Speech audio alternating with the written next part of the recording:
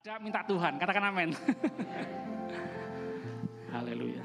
1 Korintus 10 ayat 13.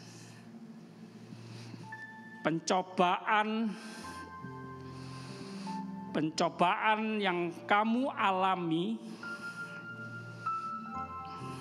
Ini Rasul Paulus berkata kepada jemaat Tuhan di Korintus. Jemaat di Korintus mengalami pencobaan. Nah, jemaat sepanjang punya pencobaan atau tidak ada? Siapa yang punya pencobaan angkat tangan? Oh, tidak ada. Cuma 1-2. Yang lain, wah hebat. Oh, saya tidak ada pencobaan, Pak. Saya punya banyak pencobaan. Yang punya banyak pencobaan angkat tangan.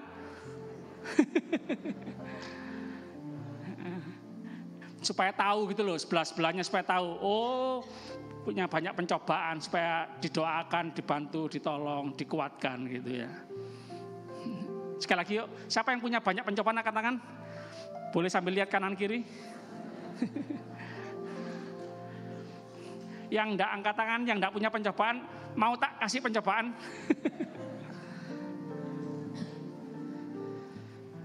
Jemaat, enak enggak ngalami pencobaan?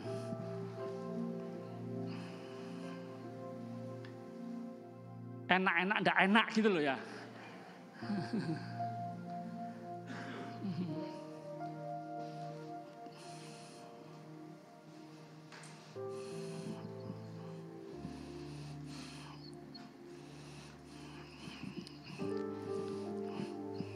Beberapa waktu lalu saya diberi buku oleh temannya jemaat. Saya baca kesaksian seseorang ya. Lumayan jual beli mobil. Ini kisah dulu. Lumayan beruang.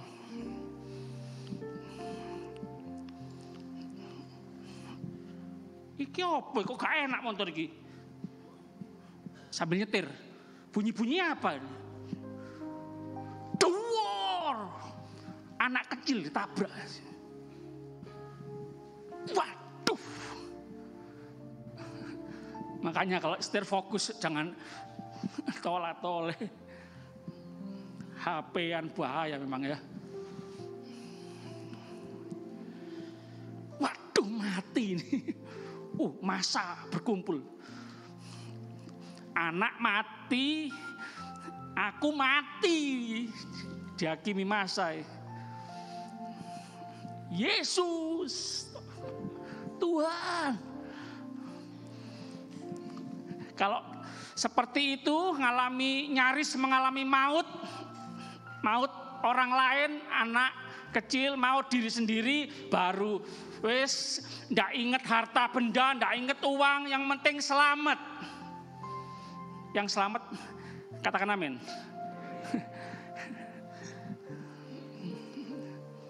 Sehat mahal, selamat juga mahal. Bukankah kita akan bisa berkata, berapapun harga aku bayar demi sehat, demi selamat. Yang mengerti katakan amin.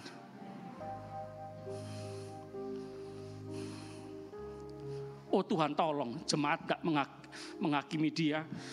Dia angkat anak itu, masukkan mobil, tak bawa rumah sakit. Ya masa percaya, enggak gampang ya. Bawa rumah sakit. Wah, dokter ahli berkata, wah kemungkinan kecil selamat ini. Wes sembayang itu, wah. Kalau anak ini selamat, aku menyerahkan diriku jadi hamba Tuhan. Dijawab enggak sama Tuhan? Jemaat, ini masalah gembala juga.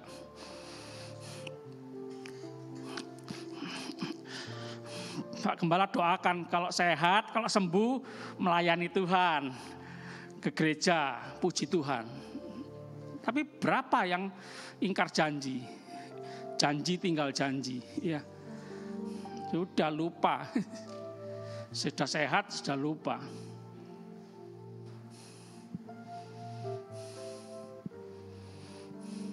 hidup anak ini, selamat jadi hamba Tuhan. Puji Tuhan, istri juga mau dampingi suami jadi hamba Tuhan. Langsung enak jadi hamba Tuhan. Jemaat,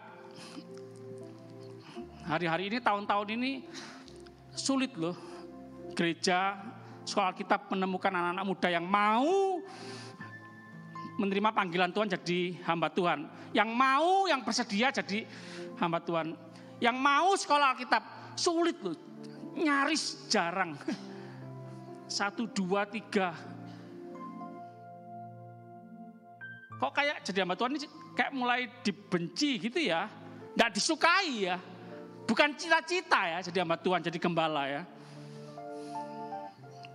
Ya, doa kita bersama ya, para orang tua, doronglah, doakanlah anak-anak kita yang mau sekolah Alkitab, yang jadi gembala, yang pinter-pinter itu loh. Jangan yang bodoh-bodoh. Wes kamu daripada tidak diterima di mana-mana sekolah Alkitab. Jangan ya. Tapi Tuhan bisa pakai loh orang-orang yang terbuang. Katakan amin. Jadi hamba Tuhan.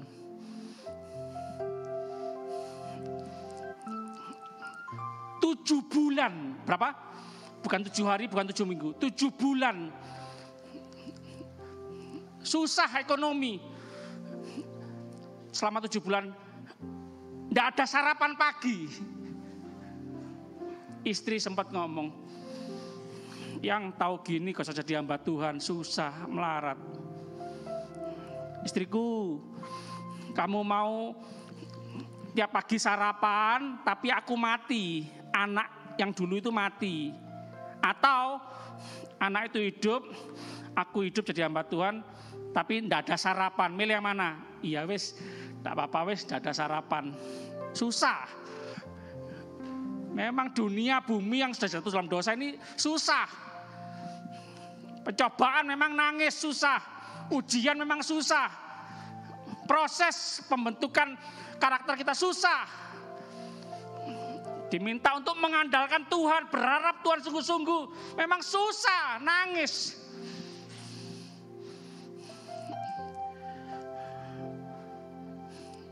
Mau harap sama siapa? Tetangga, saudara, semua punya kebutuhan masing-masing, betul? Aku sendiri butuh kok.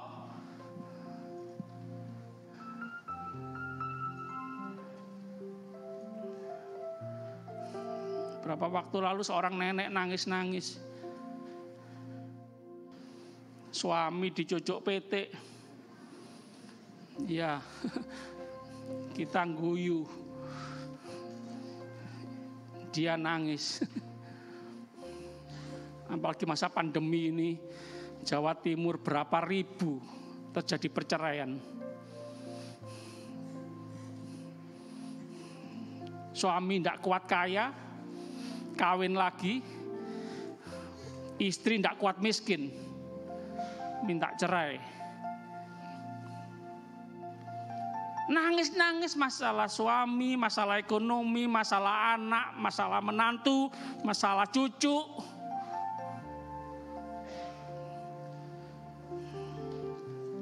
Pak Gembala, pencobaan biasa apa? Biasa. Ini pencobaan berat Pak Gembala. Bukan biasa, pencobaan luar biasa.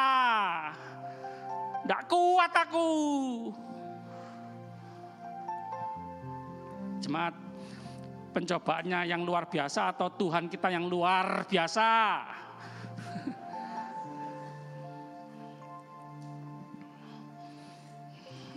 Khotbah gampang ya, dengar khotbah gampang ya, tapi ketika ngalami sendiri, oh enggak gampang ya. Jemaat, tapi Tuhan memberikan kekuatan kepada kita semua, katakan amin.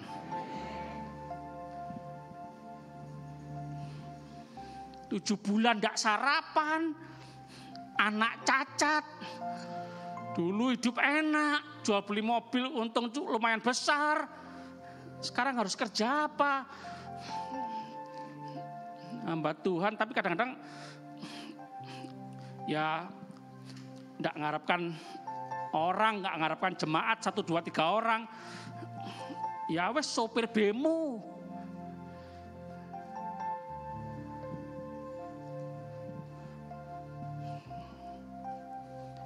Jemaat, Pak Pendeta James Rubiono berkata apa? Enggak selamanya puasa, katakan amin. Satu hari nanti hari raya, betul? Waktu terus berjalan, berapa tahun kemudian hamba Tuhan ini punya jemaat puluhan ribu. Siapa yang mau jadi hamba Tuhan yang punya jemaat puluhan ribu? Amin, anak-anak muda ya. Siapa yang mau puasa terpaksa? Siapa yang mau enggak sarapan 7 bulan? Siapa yang mau mengalami anak cacat? Wow, ekonomi dipulihkan Tuhan, anak sembuh, mujizat. Masih ada mujizat, katakan amin. Wow. Sekali lagi, masalah kesukaran pencobaan adalah kesempatan kita tetap percaya, kesempatan setia, kesempatan melayani Tuhan, kesempatan mengandalkan berharap sama Tuhan. Jemaat nyanyi satu-satunya yang ku andalkan. Gampang ya? Tapi kalau ngalami, jemaat kecewa enggak? Marah enggak?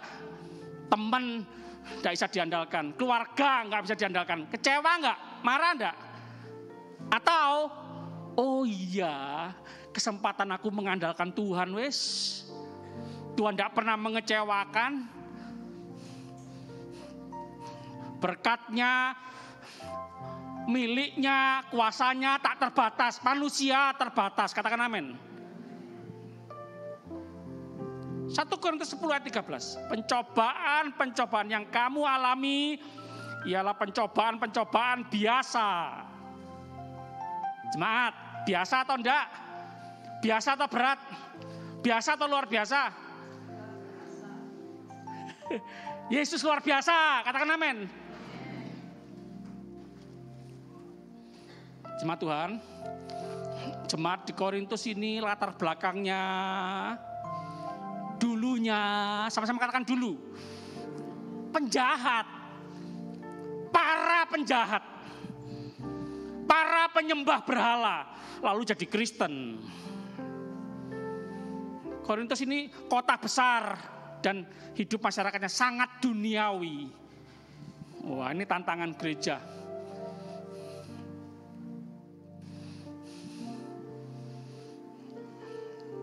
Dulu preman, dulu pembunuh, dulu mengandalkan kekuatan, dulu mengandalkan kuasa-kuasa kegelapan, penyembah berhala-berhala, roh-roh jahat dulu.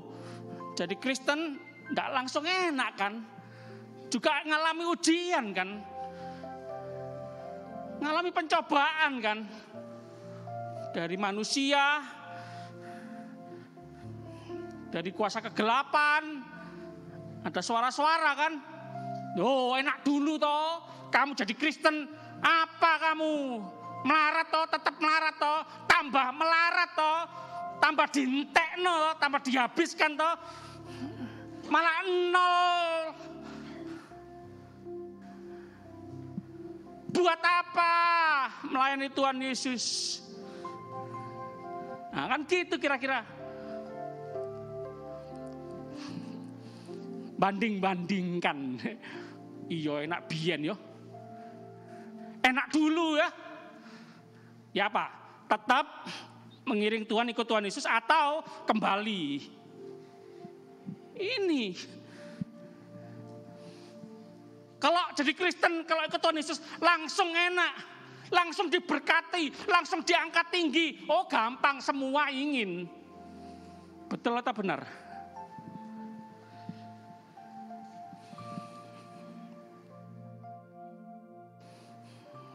Ditambah lagi jemaat Korintus ini tantangannya banyak, nabi-nabi palsu.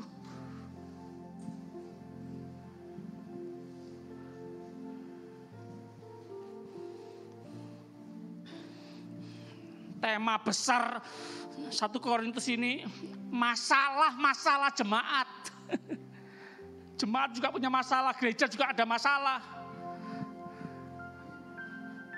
Keluarga kita banyak masalah. Mau Natal ini juga banyak kebutuhan ya. Gereja minta-minta. Sembahyang Pak Gembala. Aku sendiri butuh kok. Ini anak minta baju baru, anak minta sepatu baru, belum selesai anak cucu. Aku sendiri belum beli.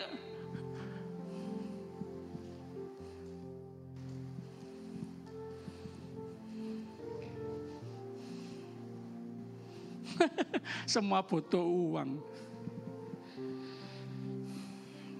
Semua mengikat pinggang. Tuhan tahu. 1 Korintus 10 ayat 13. Pencobaan biasa yang tidak melebihi kekuatan manusia. Perhatikan baik-baik. Tidak melebihi kekuatan manusia.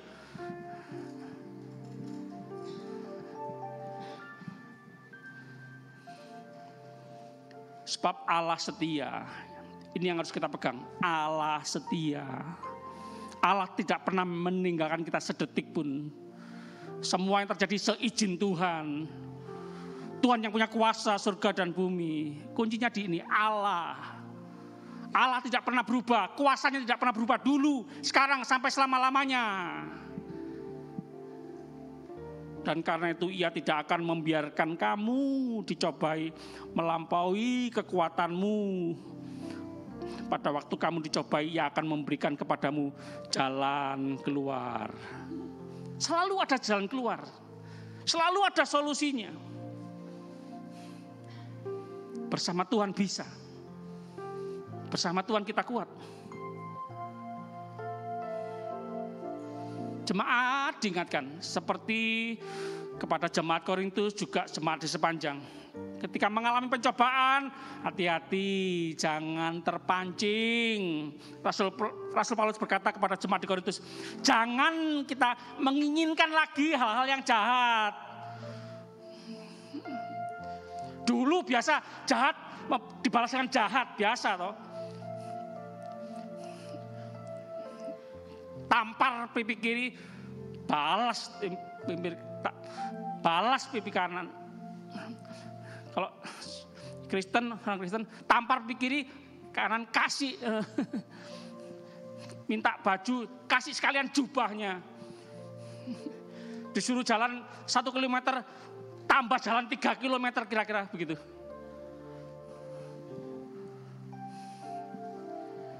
Dulu mengampuni 1, 2, 3. Sekarang jadi Kristen mengampuni 70 kali 7 kali. Gak masuk akal ya.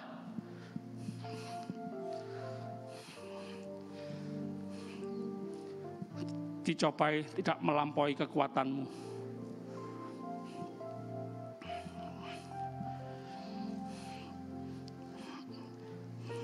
Rasul Paulus mengingatkan kepada jemaat di Korintus, ketika mengalami pencobaan, jangan kita kembali menyembah berhala.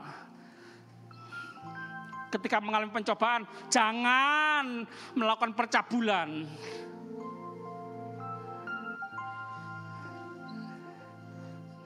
Jemaat, sampai hari ini ya, sampai akhir zaman ya, kalau manusia pusing, banyak masalah,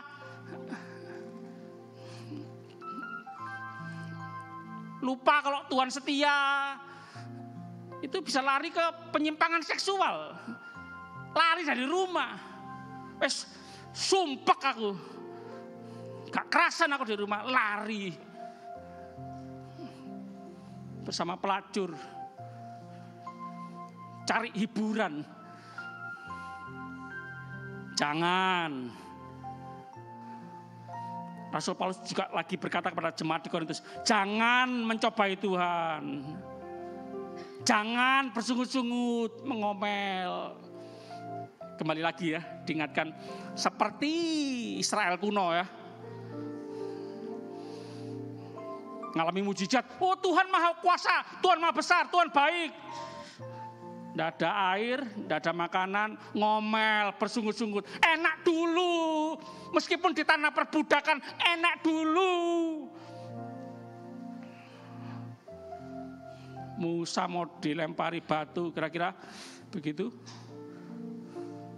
Dipisui.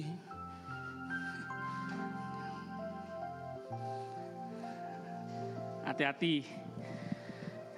Sudah ada contohnya. Israel kuno sudah ada contohnya. Melakukan percabulan, tewas 23.000 orang. Gara-gara mencobai Tuhan, mati dipagut ular. Gara-gara bersungut-sungut, binasa oleh malaikat maut. Jangan main-main dengan Tuhan ya. Jangan remehkan Tuhan. Hidup dan mati kita di tangan Tuhan. Yuk sungguh-sungguh sama Tuhan.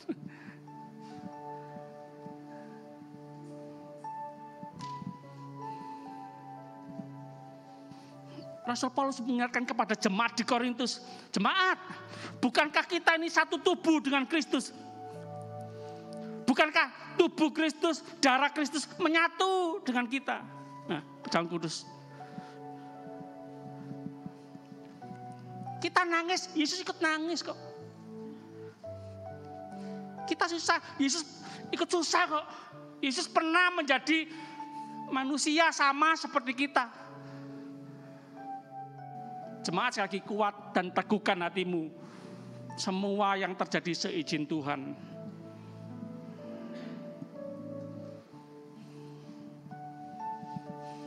Hidup ini bukan tentang kita sendiri kok. Bukan tentang keluarga kita sendiri kok. Hidup ini tentang kemuliaan Tuhan. Ada rencana Tuhan khusus untuk kita masing-masing. Kalau kita masih bernapas sampai hari ini, Tuhan belum selesai dengan kita. Tuhan ingin kita berdampak, menjadi berkat,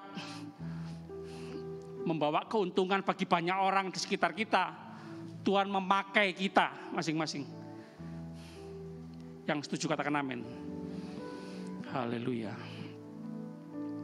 Haleluya. Saya undang para pelayan Perjamuan Kudus maju ke depan.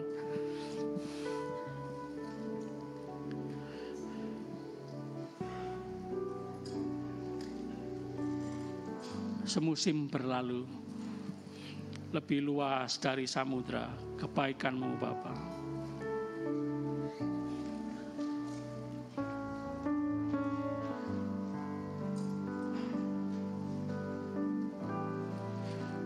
Jelas ya jemaat Tuhan, pencobaan-pencobaan yang kita alami jangan sampai menjadikan kita beralasan untuk kembali ke kehidupan yang lama. Menjadi alasan untuk kita berbuat jahat. Menjadi alasan untuk kita bersungut-sungut, mengomel, menyalahkan Tuhan. Menyalahkan si A, si B. Tapi pencobaan-pencobaan yang kita alami kiranya ini menjadi peluang kita untuk mengalami kesetiaan Tuhan. Untuk mengalami kekuatan Tuhan. Untuk mengalami Tuhan yang Maha Kuasa memberikan kita jalan keluar. Untuk memberikan kita kesempatan mengalami sendiri pertolongan Tuhan, keajaiban Tuhan, mujizat Tuhan. Dan membuat kita semua semakin dewasa rohani. Katakan amin.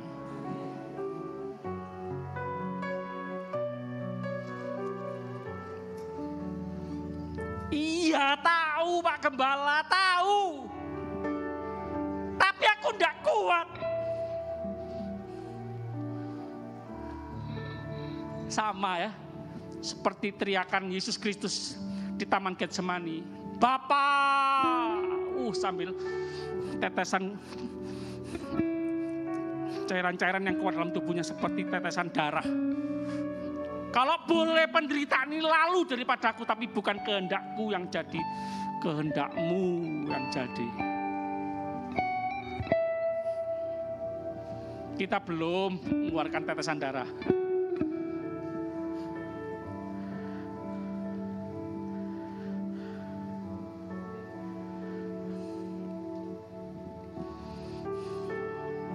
Tuhan, tolong jemaat Tuhan mengerti dan mengizinkan firman Tuhan hidup dalam kehidupan kami sehari-hari. Terima kasih Tuhan, terima kasih. Kami aminkan firman-Mu, kami simpan dalam pikiran kami, hati kami, dan kami lakukan dalam kehidupan kami sehari-hari. Terima kasih Tuhan. Sekarang kami mau menerima perjamuan kudus. Kami mau menerima perjamuan kudus ini dengan rasa hormat dan takut akan Tuhan. Terima kasih Tuhan sudah mengampuni kami juga mau mengampuni orang yang bersalah kepada kami. Terima kasih kami dikasih oleh Tuhan, kami juga mau mengasihi sesama kami. Terima kasih. Roh Kudus memampukan kami semua. Terima kasih. Kami sambut perjamuan kudus ini dalam nama Tuhan Yesus Kristus. Haleluya. Amin, amin. Para pelayan perjamuan kudus akan melayani kita semua. Semusim berlalu.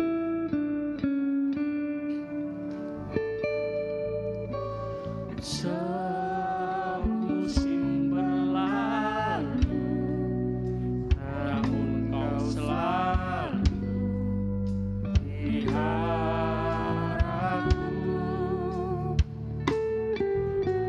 Kasih dan setiamu tak pernah layu di hidupku. Lebih luas dari samudra, kebaikan-Mu Bapa takkan habis di hidupku. Lebih tinggi dari cakrawala, tak terbatas kasih-Mu. Lebih luas dari samudra, kebaikan-Mu Bapa takkan habis di hidupku. Lebih tinggi dari cakrawala, tak terbatas kasih-Mu.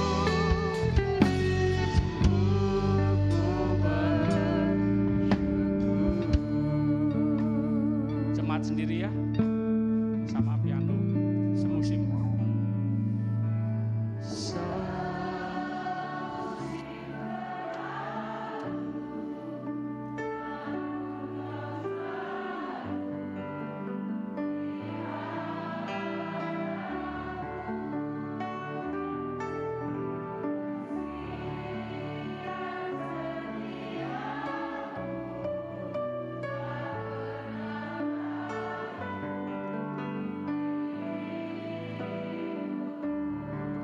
Lebih luas, lebih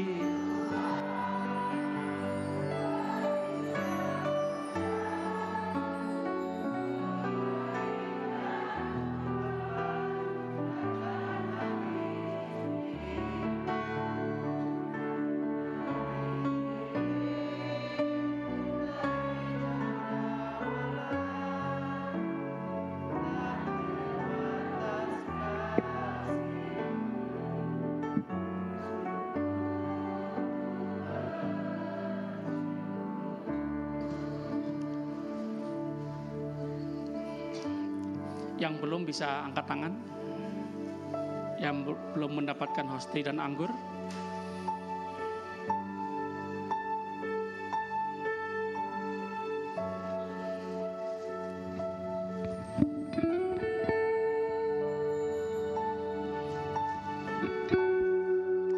Berarti pagi ini cukup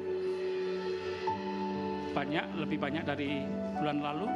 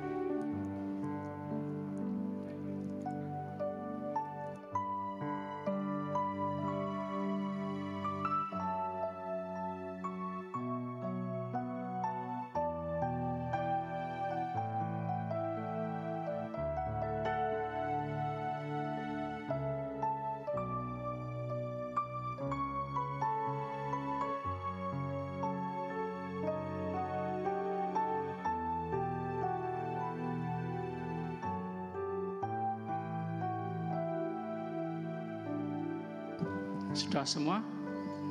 Sudah semua? Yuk kita sama-sama bangkit berdiri. Dengar baik-baik. Tuhan Yesus berkata, barang siapa makan dagingku dan minum darahku, ia mempunyai hidup yang kekal, dan aku akan membangkitkan dia pada akhir zaman. Sebab dagingku adalah benar-benar makanan, dan darahku adalah benar-benar minuman. Jelas jemaat Tuhan ya, jadi jangan coba-coba keluar dari Tuhan Yesus Kristus. Engkau akan kelaparan, engkau akan kehausan. Hanya Yesus Kristus yang sanggup mengenyangkan, menyegarkan kita. Yesus berkata, barang siapa makan dagingku dan minum darahku, ia tinggal dalam aku dan aku dalam dia. Wow, kesaktian tingkat tinggi, kemanunggalan manusia dan Allah itu ada dalam Yesus Kristus. Saya terus membacakan firman Tuhan.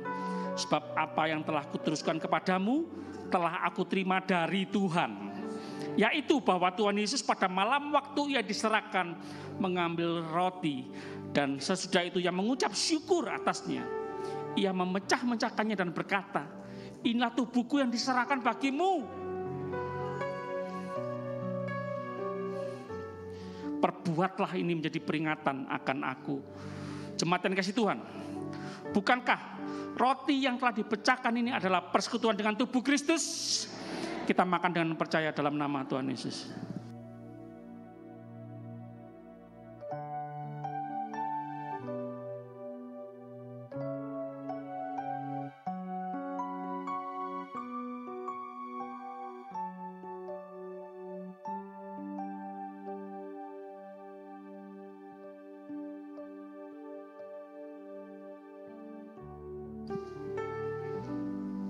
Demikian juga ia mengambil cawan sesudah makan, lalu berkata, cawan ini adalah perjanjian baru yang dimeteraikan oleh darahku. Perbuatlah ini setiap kali kamu meminumnya menjadi peringatan akan aku. Jemaat yang kasih Tuhan, bukankah cawan pengucapan syukur yang atasnya kita ucapkan syukur adalah persekutuan dengan darah Kristus? Kita minum dengan percaya dalam nama Tuhan Yesus.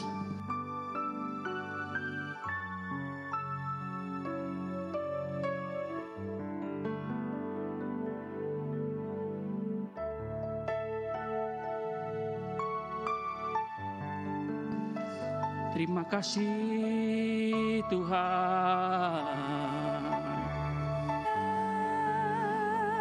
kami bersyukur. Masalah terbesar kami sudah beres, semua ditanggung oleh Tuhan Yesus Kristus di atas kayu salib. Yes, Lord. Amen. Ketakutan terbesar kami akan maut, semua dibereskan oleh Yesus Kristus. Terbukti kubur kosong. Yesus mati 3 hari dan bangkit dan naik ke surga. Haleluya. Terima kasih Tuhan, terima kasih. Hati kami limpah dengan syukur. Haleluya, haleluya. Terima kasih Tuhan.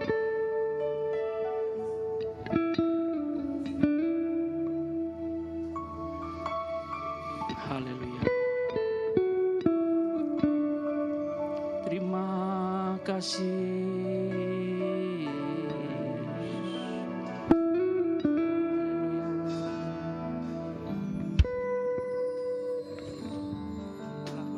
Terima kasih Yesusku, puji syukur hanya bagimu. Terima kasih Yesusku, terima kasih Yesusku, puji syukur hanya bagi Tuhanku. Terima kasih Yesusku, terima kasih Yesusku, puji syukur hanya bagi Tuhanku.